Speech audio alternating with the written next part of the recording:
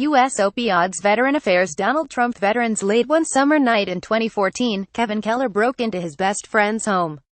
Keller was a U.S. Navy vet racked with constant pain, and because his right arm had been crippled by a stroke, he had to use his left hand to scrawl a note of apology to his buddy Marty. "Sorry I broke into your house and took your gun to end the pain. VA can't take it anymore." He then drove to his nearby Veterans Affairs outpatient clinic in Wytheville, Virginia, and pounded on the locked doors of the medical office, probably out of frustration or as a final protest, since the facility had been closed for hours. Keller then put the barrel of his friend's 9mm pistol to his head and shot himself. Grieving friends told the Roanoke Times that Keller couldn't handle how the VA was weaning him off painkillers. His doctors had told him cutting back would extend his life, but Marty Austin, whose gun Keller stole that night, told the paper he did not want a longer life if he was going to be miserable and couldn't do anything because of the pain. Keep up with this story and more by subscribing now. Suicides like Keller's and the widespread despair behind them are yet another tragic element of a national opioid crisis, blamed for most of the 64,000 fatal drug overdoses a year.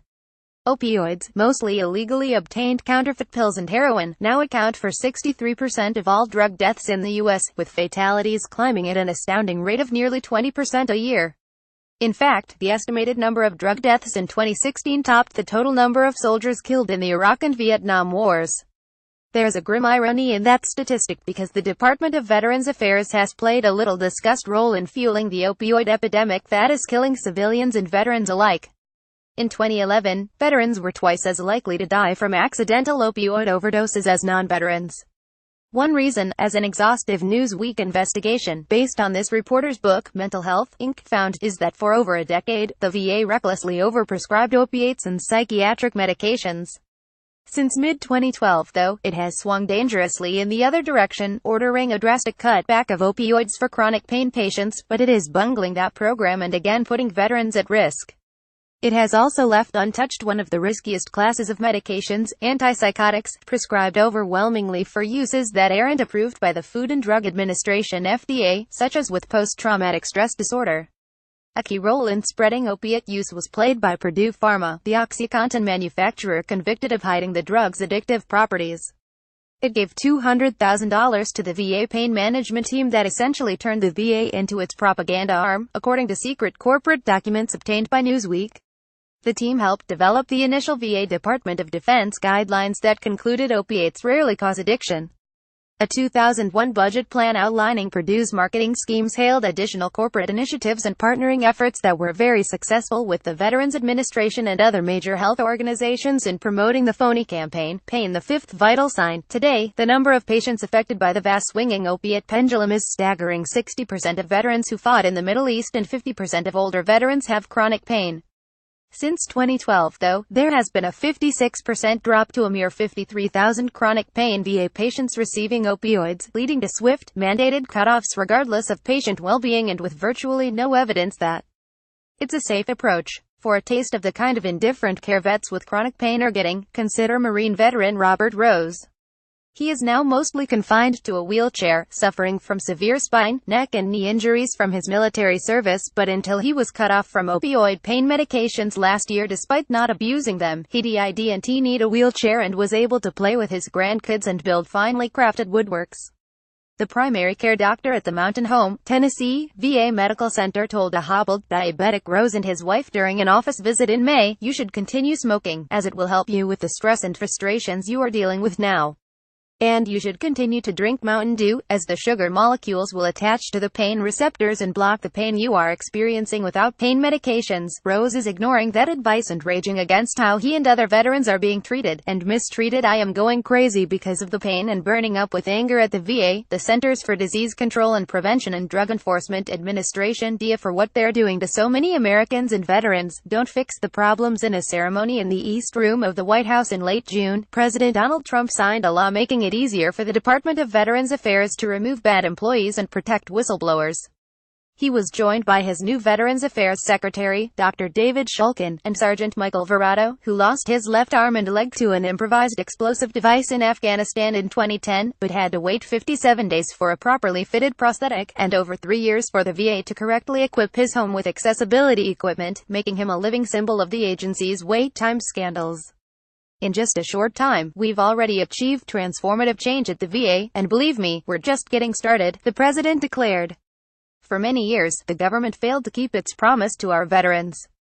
Veterans were put on secret wait lists, given the wrong medication, given the bad treatments, and ignored in moments of crisis for them. Many veterans died waiting for a simple doctor's appointment. Yet some of the employees involved in those scandals remained on the payrolls. Today, we are finally changing those laws to help make sure that the scandal of what we suffered so recently never, ever happens again, and that our veterans can get the care they so richly deserve. To some VA critics, Trump's selection of Shulkin to head the agency makes it unlikely that significant changes will be made. For veterans who voted for Donald Trump, this is going to feel like a bait-and-switch, says Benjamin Krause, founder of DisabledVeterans.org. Keeping Shulkin will keep a host of flunkies and criminals who should have been part of the whole drain the swamp promise. His own reputation as an ethically pure reformer was undercut by the Washington Post report in late September that he billed the government for his wife's travel during a 10-day business jet that also included side trips to the Wimbledon finals and a visit to Copenhagen's Little Mermaid statue. These expenses were somehow approved by the VA's ethics team but are now under investigation by the department's inspector general. The fetid VA swamp has been spreading for years under the last 3 VA secretaries, including Shulkin. It's an institution long notorious for vicious retaliation against whistleblowers and a penchant for falsehoods, obfuscation and delay, as well as rampant cover-ups of unsafe and sometimes deadly conditions, or even fraud, by the vast watchdog agencies.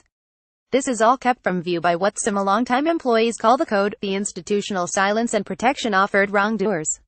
Likening it to the mob's omerta, one high-ranking VA administrator, who insisted on anonymity, tells Newsweek, "You don't break the code, or your career is over."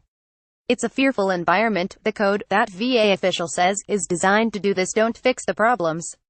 A pile of not all of the prescription medications. Marine Corps veteran Jason Jake Simkakowski, who died in the Toma VA Psychiatric Center, was on at time of death Saturday, January 3, 2015 in Stevens Point, Y.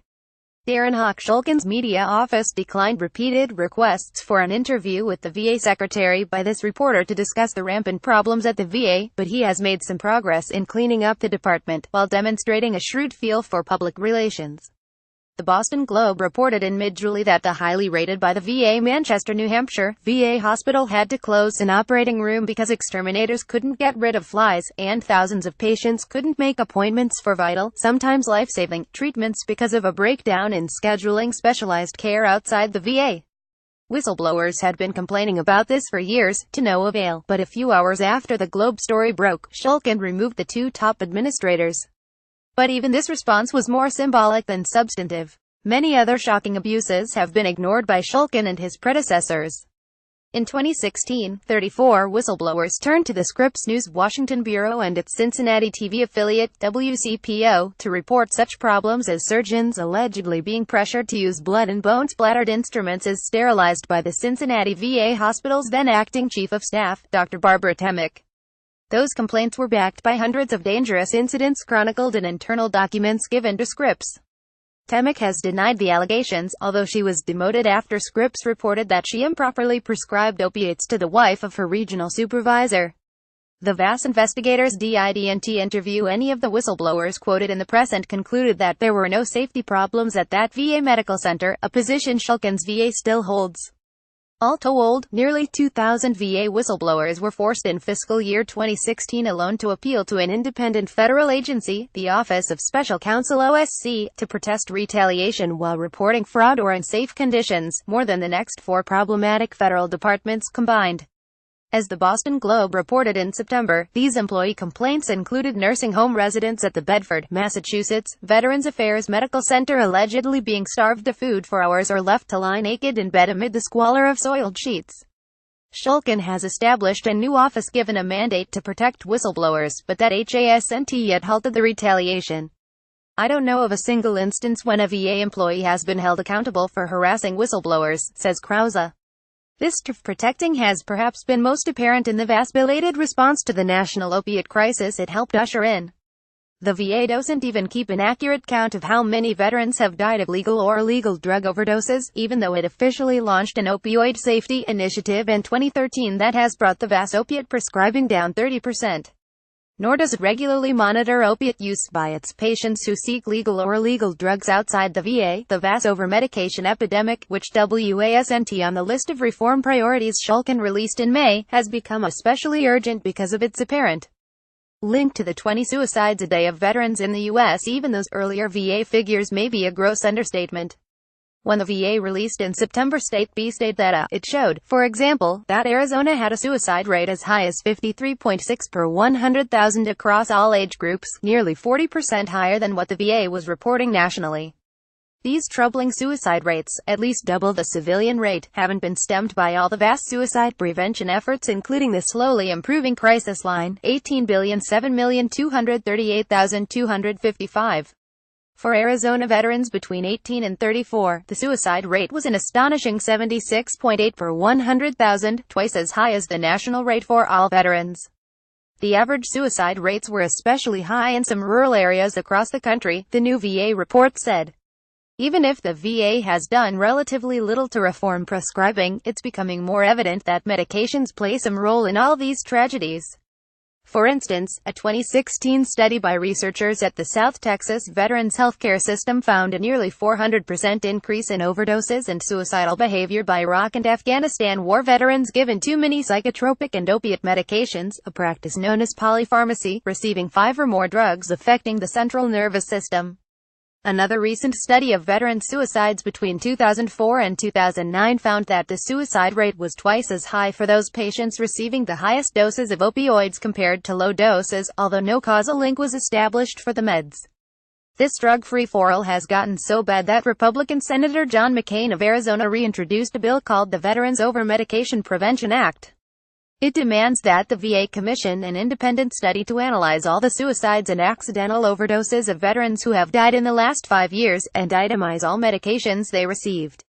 McCain said in May that the ultimate goal is to ensure doctors develop safe and effective treatment plans for their veteran patients. Given the reality of today's VA and its past failures, that worthy goal seems unlikely to be achieved anytime soon. The VA-HASNT fully acknowledged its role in the alarming opiate addiction rates among veterans. A 2012 JAMA, formerly the Journal of the American Medical Association study showed that veterans with mental health disorders and PTSD were 3 times more likely to receive opioids for pain diagnoses than other veterans. They are essentially prescribing heroin pills. The effects of these opiates are indistinguishable from heroin, and the VA jumped on this campaign to encourage highly addictive prescribing, says Dr. Andrew Kolodny, co-director of Brandeis University's Opioid Policy Research Collaborative. In Huntington, West Virginia, a city so gripped by addiction that 28 people overdosed from heroin in a 4-hour period last year, the local VA prescribes take-home opiates to roughly 18% of its patients, a rate that's about 230% higher than the national average for all adult male patients. When told about this figure, Kolodny said, after a shocked pause, "Wow, that's very problematic." He then added, "These are iatrogenic, medically caused addictions by the VA. The chickens are coming home to roost." Kevin Keller, 52, of Blount County, left a suicide note on Marty Austin's couch before he took his own life on July 25. The note read, "Marty, sorry I broke into your house and took your gun to end the pain. Flu VA can't take IT anymore," and sat with a bag of items Keller had brought along with it. "Unbelievable thoughts went through my mind when I saw that note," said Austin, 47, of Blount County. Austin said Keller was his best friend of over 25 years. Outside of a Veterans Affairs outpatient clinic in Wytheville, which he had visited many times before, Keller used Austin's 9mm handgun to shoot himself in the head. Austin said Keller told him repeatedly that he was unsatisfied with the care he received at the Veterans Affairs clinic. He knew it was too late to help him, Austin said, but maybe it isn't too late to help somebody else. Rebecca Barnett stoned Roanoke Times in West Virginia and most other states. The VA worsened the nation's opioid crisis by essentially ignoring it. The VA didn't even start reporting all patients getting opiates to state databases until the end of 2015, a delay that allowed those patients to do more doctor shopping and drug dealing to and with civilians. VA pharmacies were finally compelled to share prescribing records by a federal opioid abuse law passed in July 2016, but by the end of last year, 18 state VA programs still weren't reporting. In May 2016, the board chairman of the American Academy of Family Physicians wrote a letter to Shulkin, then head of the VAS health agency, the Veterans Health Administration, pleading for the department to impose mandatory opiate reporting on all VA programs. Speaking more than a year later, the AAFP's president, Dr. John Meigs, tells Newsweek his organization has still not heard back from Shulkin or anyone else at the VA. Prescription drug monitoring programs are among the important vehicles for preventing patients from abusing opioid medications and, as such, are a cornerstone of the American Academy of Family Physicians' advocacy on dealing with this epidemic, he declares.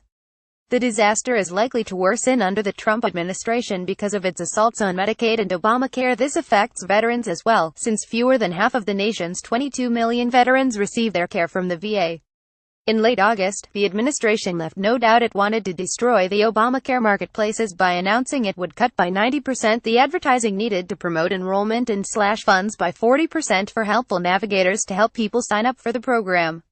Nearly as troubling, the looming denial of care is aggravated by the suicides, overdoses and illegal use of opioids that are all compounded by draconian new federal pain medication restrictions on chronic pain patients. So when New Jersey Governor Chris Christie's Federal Opioid Commission released its initial report at the end of July calling for swift federal action, his home state newspaper, the Newark Star-Ledger, pointed to the elephant in the room. The obvious fact that Donald Trump's team is striving as hard as it can to gut Medicaid and make it even more difficult to get treatment. Trump referred to the opioid crisis as a national emergency on August 10, but the federal government hasn't yet taken the steps needed to invoke emergency powers that could allow for more spending or loosen bureaucratic restrictions on providing medication-assisted addiction treatment, such as Suboxone, which cuts overdose fatalities. What if he were your son? In 2013, after the Center for Investigative Reporting Circle exposed skyrocketing rates of opiate prescribing by the VA, some of its physicians told a House Veterans Subcommittee they were pressured to prescribe the addictive painkillers, even to patients they hadn't examined. Dr. Pamela Gray, a primary care physician fired from the Hampton, Virginia, VA hospital, said, "There are multiple instances when I have been coerced or even ordered to write for Schedule II narcotics when it was against my medical judgment." VA officials denied there were any systemic problems in their prescribing practices, yet in May 2014, the VA Inspector General found that clinicians were ignoring guidelines for safe take-home opiate prescribing, with 1 out of 10 chronic pain opioid users also receiving benzodiazepines in the course of a year, and 92% got them at the same time. This is a flagrantly dangerous mixture that the federal government flagged as a lethal combination, while the FDA has recently added new warnings that it could cause respiratory depression, coma and death. And that's what happened to Marine Corps veteran Jason Simkakowski, who was taking 16 different VA-prescribed opiates, benzodiazepines, an antipsychotic and other sedating drugs before he died. By the time he checked himself into the Toma, Wisconsin, VA's inpatient psychiatric unit in the summer of 2014 for help with anxiety and a pill addiction, VA leadership had known for years that there were deadly overprescribing problems there. But they didn't begin to address the crisis until the Circle broke this story in January 2015. Opiates handed out like candy to doped-up veterans at Wisconsin VA, leading to the deaths of over 30 veterans. The story laid out how opiate prescribing had quintupled since Dr. Michael Houlihan, nicknamed by vets the Candyman, became chief of staff in 2005, while the number of patients served dropped. Nationwide, opiate prescribing increased 270% across the VA system since 911, Circle discovered, while the patient load had increased less than 40% by 2013.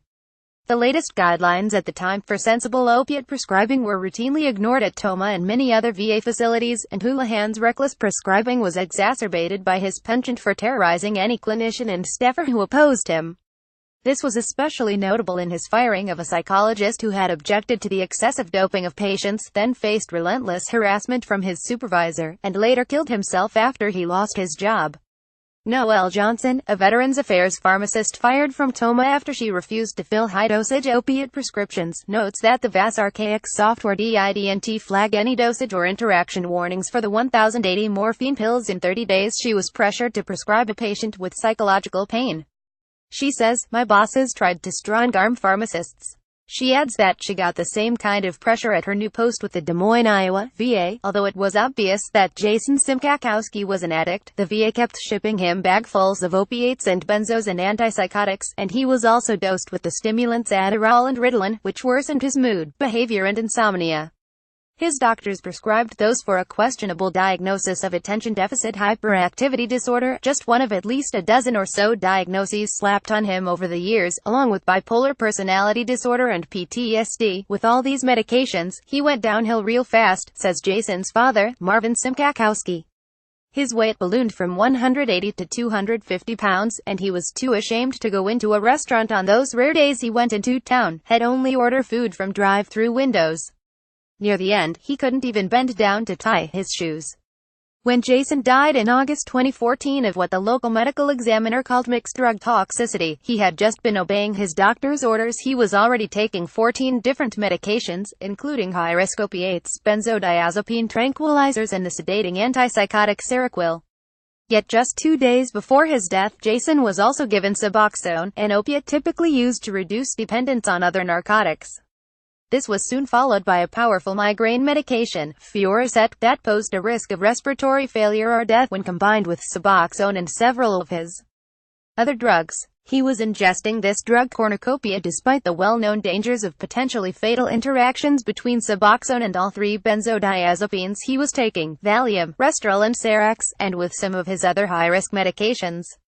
Marvin and Linda Simkakowski's parents of Marine Corps veteran Jason Jake Simkakowski, who died in the Toma VA Psychiatric Center, stand for a portrait at their home Saturday, January 3, 2015 in Stevens Point, Y. Darren Hawk. Marvin Simkakowski told a joint congressional field hearing on the Toma scandal in March 2015 that had spent years trying to save his son, but says his fears were dismissed by VA doctors as ignorant second-guessing.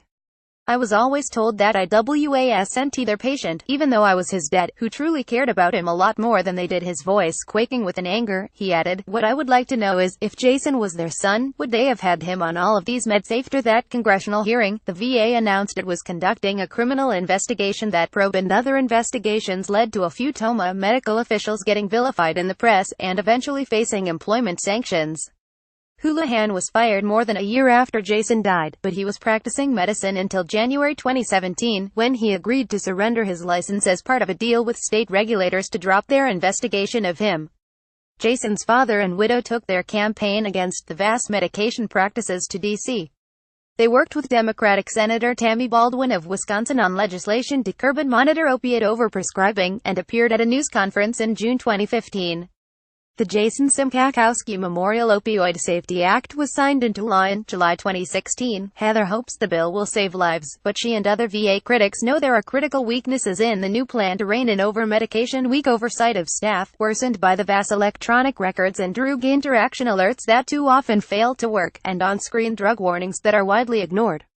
In 2015, the VA paid over $1 million to the widow of former paratrooper Ricky Green, who died after getting his opiates and tranquilizer dosages cranked way up after back surgery.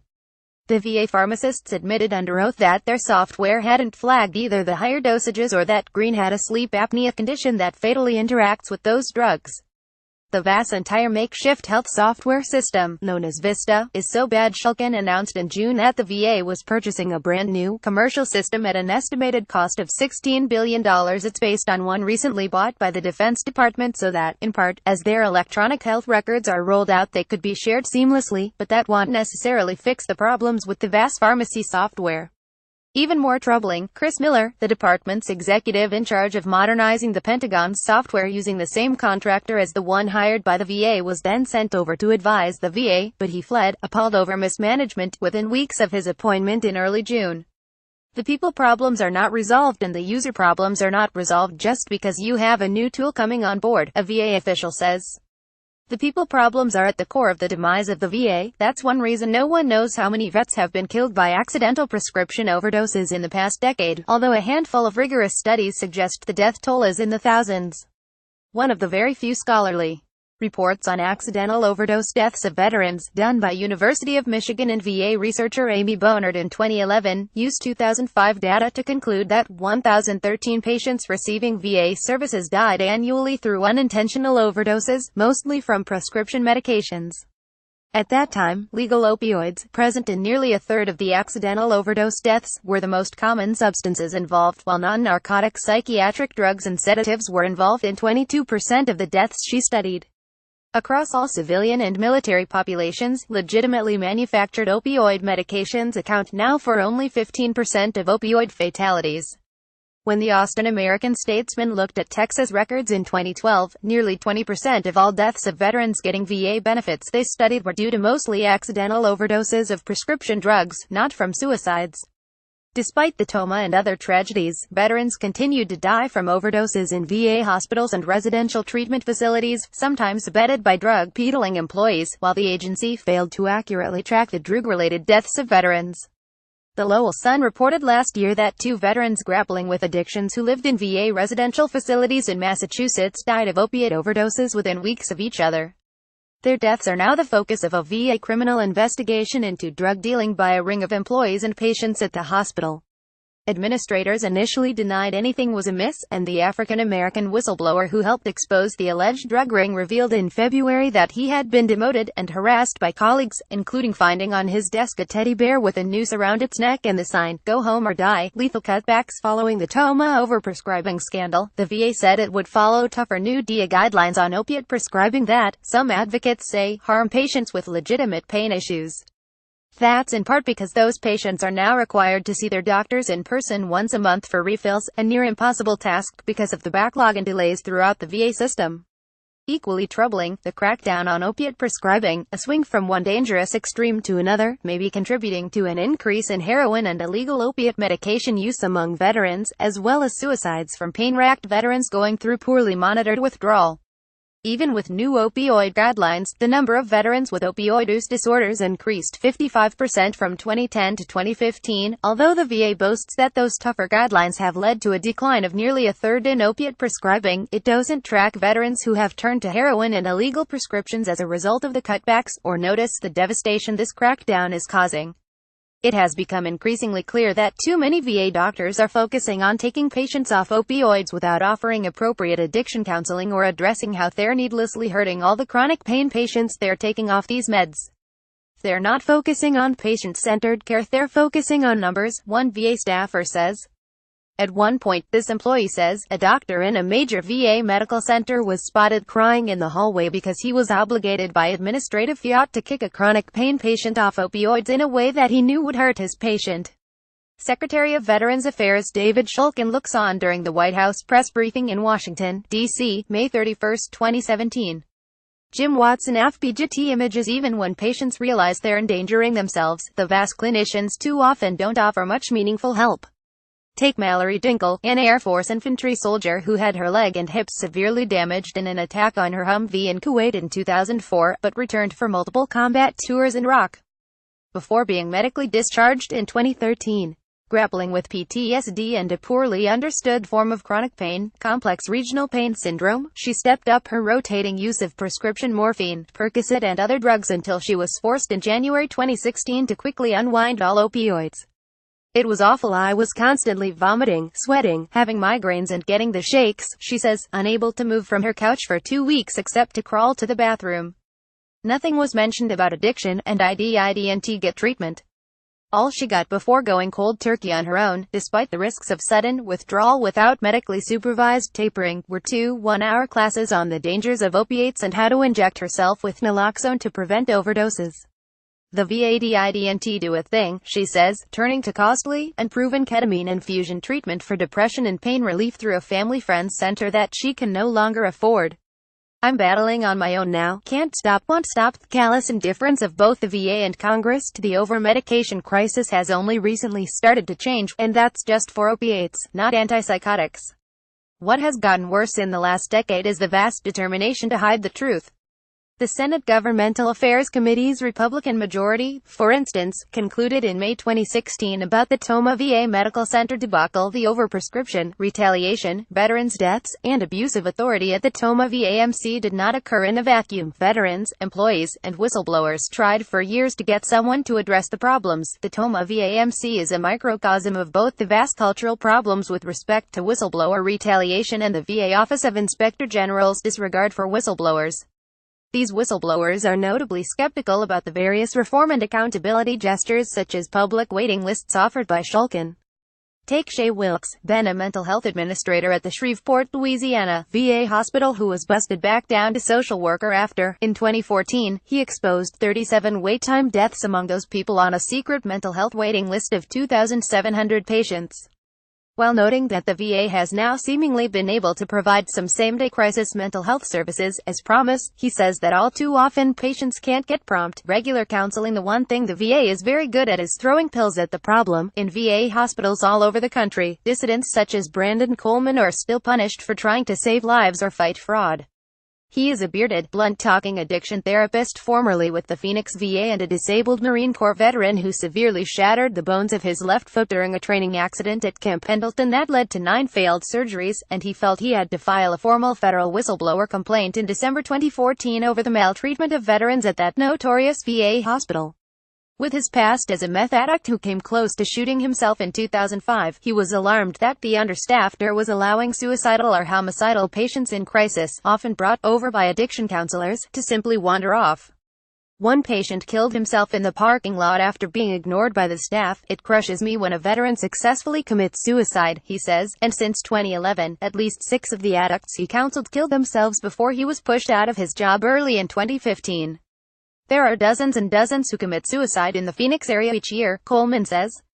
After going public with his concerns in January 2015, a specialized year-long outpatient program he ran in the evenings for addicted veterans with criminal convictions was shut down by Phoenix VA administrators. He was forced to take administrative leave, and he was investigated for purportedly threatening a colleague. Marine Corps veteran Brandon Coleman with his children, all Marines, Brandon Coleman Jr., Brianna Coleman, and Trace Coleman, on Christmas Day in 2016. Coleman, a whistleblower at the Phoenix VA hospital who faced retaliation from managers in 2015, was assigned this week to the VA Office of Accountability and Whistleblower Protection. Courtesy of Rebecca Coleman in May 2016, the independent OSC sided with Coleman. It gave him a generous financial settlement that allowed him to pay off all his debts and help his kids buy a home and cars. He was reinstated as an addiction specialist at an outpatient clinic unaffiliated with the Phoenix system, and he was able to restart his life-changing program for addicted vets. During more than a year of forced leave, he became an informal leader of the nation's countless VA whistleblowers. He sums up his travails this way: "I kicked the VA in the nuts, and I won my case." Today, he rides around in a prized new classic car, a blue 1968 Mustang, with a license plate that reads, THX-VA. Coleman may now be in a position to stop the abuse of whistleblowers. He's a staff member of the new VA Whistleblower Protection Office. While his appointment is perhaps the most positive indicator yet that the VA might try to reform, that's a heavy burden to place on his broad shoulders. He's gotten well over 50 calls and emails from desperate staffers turning to him for help since his appointment was announced. For example, one new test case Coleman and his colleagues are reviewing involves an mid-trained Toma VA engineer, JPOC, who was fired after trying to halt an allegedly shoddy, unsafe series of delayed hospital repair projects by a company friendly with administrators that were way over budget. He faced a spurious disorderly conduct charge. The case was dismissed. Equally troubling, critics say, he was forced out under the watch of a new Toma Hospital director, Victoria Brahm, and a new regional VA chief, Renee Ashinsky, who both, while at regional headquarters, allegedly downplayed for nearly a decade the deadly prescribing and retaliation campaign led by Houlihan. Senate investigators found the officials claimed they responded appropriately. One added weapon for reform could be a new bill moving slowly through Congress designed to quickly discipline or remove administrators who harass whistleblowers. It is named after Christopher Kirkpatrick, the psychologist who killed himself after being driven out of his job at Toma for protesting deadly prescribing. For now, patients at VA sites such as the Phoenix and St. Louis hospitals, where the chief of psychiatry, Dr. Jose Matthews, was forced out in 2013 after reporting that suicidal patients were ignored by staff, continue to see honest, dedicated clinicians and other employees get punished. What Coleman will do about such alleged retaliation and cover-ups remains to be seen. With a quick search on Google News, it seems there's a new retaliation or health scandal reported every few days, although most never get much media attention. So even before Coleman's appointment was publicly announced, he told Newsweek, "I still get 2 to 4 calls a week from VA whistleblowers I have never met who are crying, scared and losing their careers, all for merely telling the truth. It has not stopped because the VA has never been made to stop." Photograph by Levi Brown, adapted from the new book Mental Health, Inc. How corruption, lax oversight, and failed reforms endanger our most vulnerable citizens by Art Levine. Copyright by Art Levine, 2017. Published by the Overlook Press, Peter Mayer Publishers, Inc., overlookpress.com. All rights reserved.